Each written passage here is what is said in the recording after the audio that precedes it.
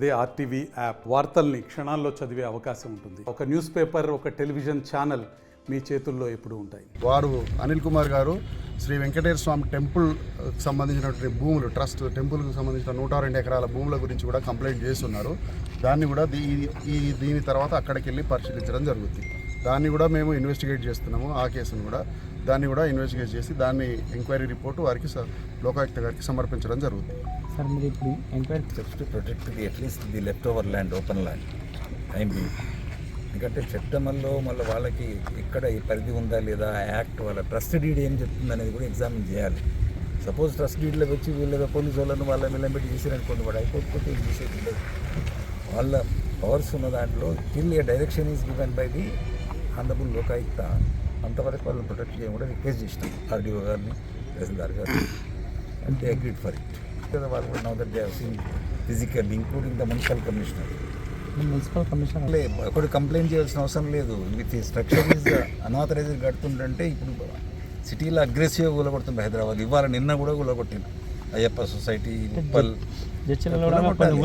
To be taken by the local municipal commission. Local bodies కూడా powerful. కొత్త చట్టం వచ్చింది బీఆర్ఎస్ గవర్నమెంట్లో, పంచాయతీ తెలంగాణ పంచాయతీ రాజ్ యాక్ట్ అని వచ్చింది.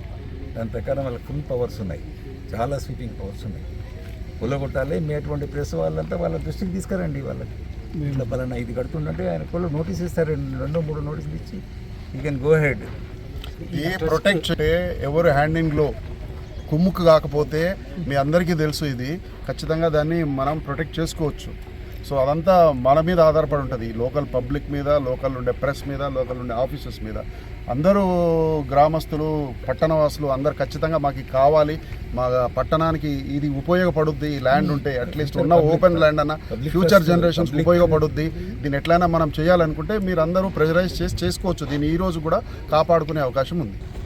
చింతకుంట్ల అనిల్ కుమార్ గారు లోకాయుక్తలో ఫిర్యాదు చేశారు. జడ్చర్ల గ్రామానికి చెందినటువంటి గాంధీనగర్ ట్రస్ట్కి సంబంధించిన భూములు సర్వే నెంబర్ 67, 223, 273 దీంట్లో ఉన్నటువంటి 30 ఎకరాల trust lands, Gandhinagar trust lands అన్యాక్రాంతం అయిపోయినాయి. ఇల్లీగల్గా, అనధికారికంగా ఇల్లు నిర్మించారు.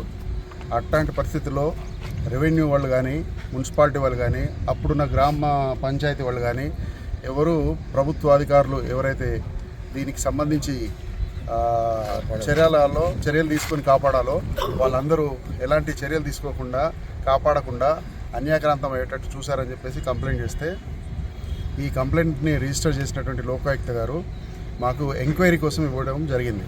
ఆ ఎంక్వైరీలో భాగంగా మేము వచ్చి లోకాయుక్తలో ఉన్నటువంటి ఇన్వెస్టిగేషన్ వింగ్కి ఇచ్చారు, ఎంక్వైరీ అండ్ ఇన్వెస్టిగేట్ చేసి రిపోర్ట్ చేయమని చెప్పేసి. సో లోకాయుక్త గారి ఆదేశానుసారం మేము ఇన్వెస్టిగేషన్ వింగ్, మా సారు డిప్యూటీ డైరెక్టర్ ముచ్చన్రావు సారు, నేను విద్యాసాగర్ డిఎస్పీ, తర్వాత మా టీం అందరం కలిసి వచ్చాము. వచ్చే ముందు రెవెన్యూ కలెక్టర్ గారికి ఒక లెటర్ పెడుతూ దీనికి సంబంధించినట్టు అన్ని డిపార్ట్మెంట్స్, మున్సిపాలిటీ, రెవెన్యూ, ల్యాండ్, అది మన తర్వాత survey and land records, endowment, ఇవందరూ దీనికి సంబంధించిన అందరు అధికారులను హాజరుగమ్మని ముందుగా సమాచారం ఇచ్చి ఈరోజు వచ్చి ఇక్కడ ముందు తహసీల్దార్ ఆఫీస్లో కూర్చొని దానికి సంబంధించినటువంటి పత్రాలన్నింటినీ, పేపర్లను, రికార్డ్స్ అన్ని పరిశీలించిన పిమ్మట ఇక్కడ ఈ మోకా మీద ఈ లోకల్ దీని మీద వచ్చి ఈ ఎంక్వైరీ చేయగా దాదాపు 30 ఎకరాలలో అన్ని ఎకరాలు స్వాధీనం అయిపోయింది, అన్యాక్రాంతం అయిపోయింది. ఒక 8 ఎకరాల వరకు ఓపెన్ ల్యాండ్ కనబడుతుంది. సో ఈ ఓపెన్ కనబడుతున్న ల్యాండ్ కూడా మరి అదే ఎవరి పేరు మీదైనా అన్యాక్రాంతమైందా, లేకపోతే ట్రస్ట్కే ఉందా అనేటువంటిది పరిశీలించాల్సిన అవసరం ఉంది.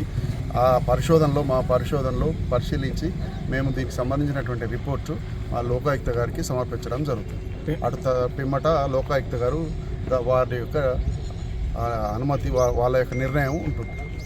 వాళ్ళకి సపరేట్గా నోటీస్ ఇచ్చేసి వాళ్ళ ట్రస్ట్ డీడ్ ఏముంది, తర్వాత సబ్సిక్వెంట్గా వచ్చిన చేంజెస్ ఏంటి, వాళ్ళ బైలాస్ ఏమున్నాయి, బైలాస్ ప్రకారం ఫాలో అయ్యారా లేదా, దానికి సంబంధించినటువంటి ఆడిట్ ఉంది, ఆడిట్ అవన్నీ చేసి నెక్స్ట్ ఫర్దర్ ఇన్వెస్టిగేషన్లో చేసే స్టెప్స్ అవన్నీ చేస్తాం.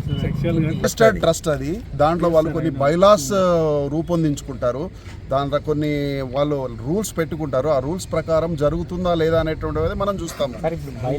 షెడ్యూల్ ఏ పార్ట్, షెడ్యూల్ బి పార్ట్ అని రెండుగా విభజించారు. షెడ్యూల్ ఏ పార్ట్లో ఉన్నటువంటి భూమిని అమ్మి షెడ్యూల్ బి పార్ట్లో ఉన్నటువంటి భూమిలో గ్రామానికి పట్టణానికి సంబంధించినటువంటి అమ్యూనిటీస్ ఏవైతే ఉంటాయో, టౌన్ హాలు లేకపోతే కమ్యూనిటీ హాలు, ఇంకా పార్కు, ఇట్లాంటివన్నిటిని లంగ్ స్పేసు, స్కూలు, ఇట్లాంటివన్నీ డెవలప్ చేయాలనేటువంటి ఉద్దేశంతో వాళ్ళు ట్రస్ట్ ఏర్పాటు చేశారు. కాకపోతే ఆ ట్రస్ట్ డీడ్లో ఏముందో మనం ఒకసారి చూడాలి. వాళ్ళు పొందుపరిచినటువంటి బైలాస్లో అవి వయోలేట్ చేయడానికి అనుకూలంగా ఉన్నాయా, దాన్ని తర్వాత సబ్సిక్వెంట్గా వచ్చిన ట్రస్ట్ మెంబర్స్ వాళ్ళకి అనుకూలంగా ఏ రకంగా మార్చుకున్నారు, అవన్నీ మనం ఇన్వెస్టిగేట్ చేస్తే కానీ తెలిసే విషయాలు. రిపోర్ట్లో మేము అన్నీ పొందుపరుస్తాము. ఇల్లీగల్గా ఏమేమి జరిగాయి, ఏమేమి యాక్షన్స్ తీసుకోవాలనేటువంటిది మా రికమెండేషన్స్ ఖచ్చితంగా ఉంటాయి.